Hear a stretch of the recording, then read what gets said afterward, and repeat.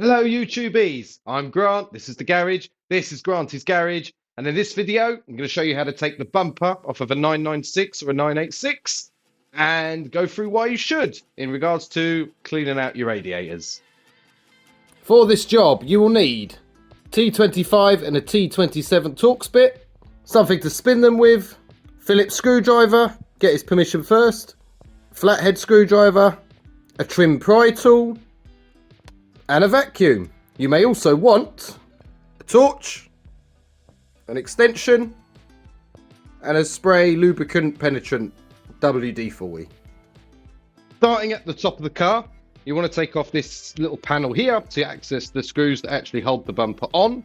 You should have four of them. 1, 2, 3, 4. I'm missing 3. There was obviously a time they didn't need to go back once. Ultimately, flathead screwdriver, anti-clockwise, just work them out. To see if your car's still got all the bits, you'll need to do this times 4. And it's worth just giving a little pull on the panel so that it actually takes itself away. And then you just got to pull the panel up. Fits quite snug. And then work your way just around the lever. That one is off. Don't lose your plastic screws. We're then going to deal with the Phillips screws here and here, for which there's 2. Grabbed my favourite tool in the garage. 1. And just be careful you're not also going to lose the little sleeve that it sort of sits in. And 2.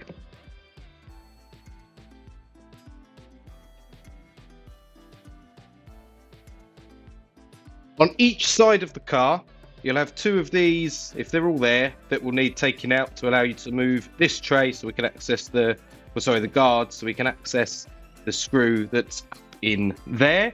You can do both of sides with the wheels just turned in all the way one way. So I've got them this way on this side, so I can get to these 2. On the other side, I have enough space. So get your pry tool, whatever you choose to use for these.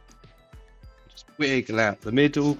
Can use a bit of WD-40 to make this a bit smoother if needs be, but once the middle is far enough out, you should be able to pull out the entire thing, he says.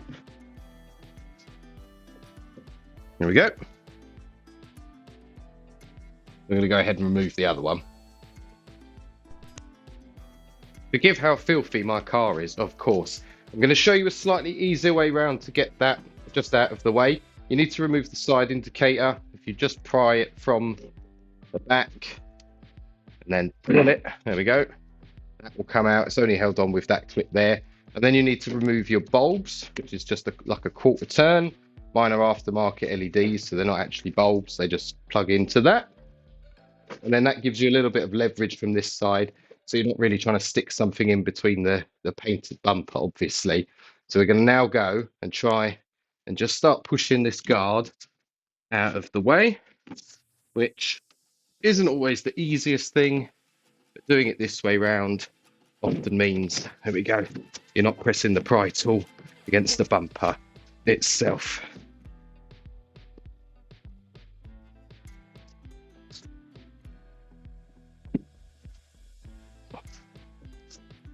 Ooh, try not to get your gloves stuck in it.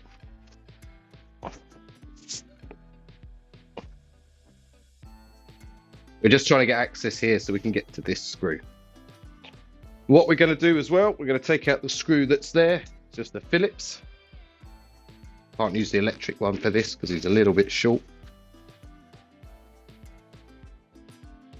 He's exactly the same like the one in the top with a little bit that he seats in, which doesn't necessarily have to come out, it will come with the bumper. Then we want to get this screw here, which I'll show you.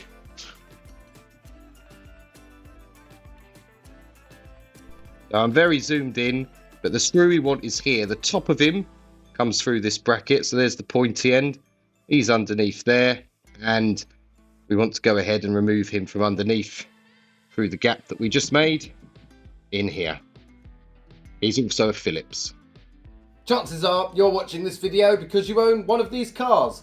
that's the case, please consider subscribing to the channel because we're building a whole playlist, how-to DIYs, just for these, to keep as many of them on the road as we can, give people a preparedness level prior to undertaking a job for the first time, and ultimately, hopefully saving probably a fair few $100 or pounds worth of labour.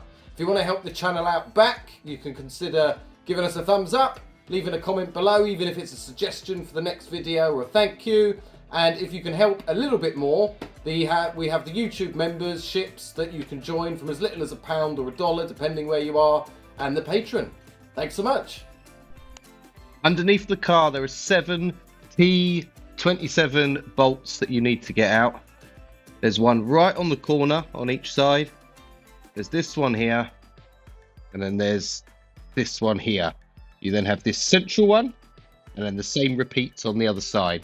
So T27, whiz them out. You don't need to lift your car to do this. I've done it mostly for filming and because of the fact mine's a bit lower. So I'm going to whiz those out, and then we're going to take off the bumper. Forgive me, it is 8 you need to take out.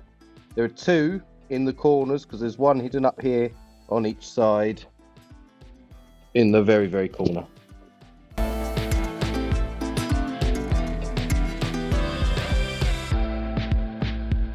And around the front, on the right-hand side of the car, if you've got one, because I'm not sure they all do, you might have one of these little temperature sensor guys. Just give him a little poke. And it's quite dark in there, but he's disengaged himself. It's not going to come with the bumper when we take it off. But to actually remove the bumper, in essence, what I'm going to do is peel it off. So taking one side and pulling it out, and then the whole thing should kind of go pop and come off if I've undone everything. So let me show you from this side. I'm going to put my fingers in behind the guard here, pull the bumper away from the body. So it's kind of popped the lot. And I just need to make sure I get hold of it. Do the same on the other side. There we go. Bumper is released. And this is exactly why we're in here. Put him somewhere safe for now.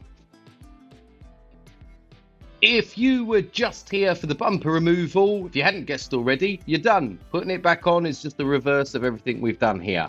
But I'm now going to show you why you should take your bumper off. I wouldn't say semi-regularly, but I do this at least once a year because there's something you can look after in here quite easily. Little super tip for you while you're in here. Locate your emergency bonnet or frunk release, depending what you call it. From this point here, you can pull it out and then you can situate it further down here so that when you put the bumper back on, you can put it behind the tow eye hook. That way, if you ever need to reach it in an emergency, it's a lot easier than going through the wheel liner, which you typically have to do. Or if you click the video appearing up here, I'll show you a neat way that I've set something up with the battery so that even if the battery's completely dead, I'll always be able to get in here. Now, coming over to the radiators. Mine doesn't have air conditioning, but I'll come to how you take those off. You can start to see what the problem might be and why you should be in here. It gets very mucky under here. Ignore these, you won't have them unless you've got underbodies like me. And these will end up sitting in your radiator, in front of it, in between your condenser and your radiator if you have the AC, and eventually cause a detrimental effect to the efficiency of your radiator. So what we're going to do, we're going to take off these big covers here, and then we're going to get in there and clean it. So give me a second to get set up for that. We have 5 T25 bolts to take out. We have one here. We have one lower down in there, which I can't get the light on right now. One on that corner, one on that corner, and then one last sneaky guy right in there. So I'm going to take those out, and then you can lift this cowl off.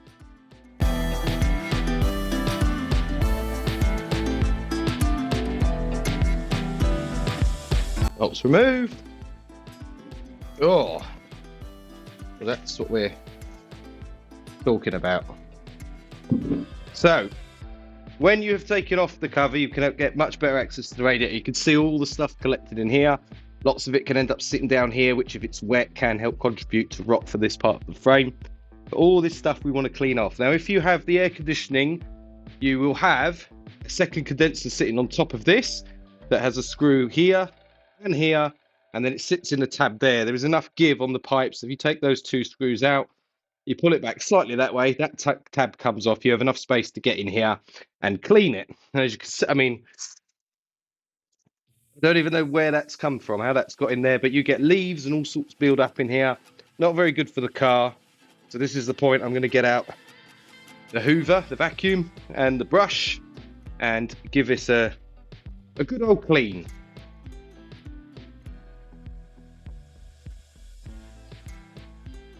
Once it's all clean and tidy, put it back together, doing the reverse of everything we've done up to this point. Hopefully you found that helpful. Again, consider subscribing to the channel if you've got one of these cars, because we've got a full playlist that we're building even further of DIY how-tos. There'll be more videos coming very, very soon. Thank you very much for watching this far. I'll see you in the next one.